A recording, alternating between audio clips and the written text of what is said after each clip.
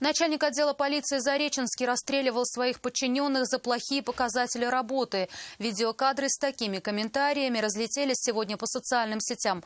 На съемках видно, как человек, похожий на полковника Тараса Драшкевича, стрелял по людям из пневматической винтовки. Уже установлено, что произошло все не сегодня.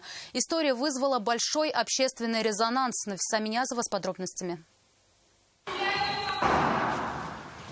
В перекрестии прицела предположительно начальника отдела полиции Зареченский девушка-дознаватель. На кадрах видно, как полицейский заряжает предположительно пневматическую винтовку и делает выстрел в конец коридора в направлении сотрудницы.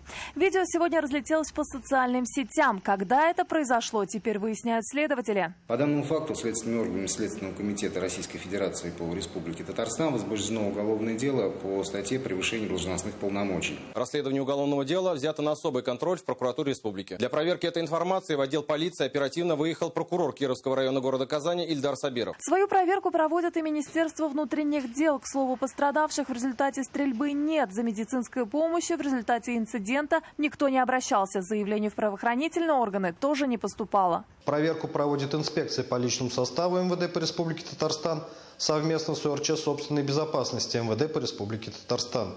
По итогам служебной проверки будет решен вопрос о привлечении к дисциплинарной ответственности должностных лиц, причастных к данному инциденту. Начальник отдела полиции Зареченский Тараса Драшкевича отстранили сегодня от исполнения служебных обязанностей. К слову, Уголовный кодекс за превышение должностных полномочий с применением насилия и оружия предусматривает от 3 до 10 лет лишения свободы и лишение права занимать определенные должности на срок до 3 лет.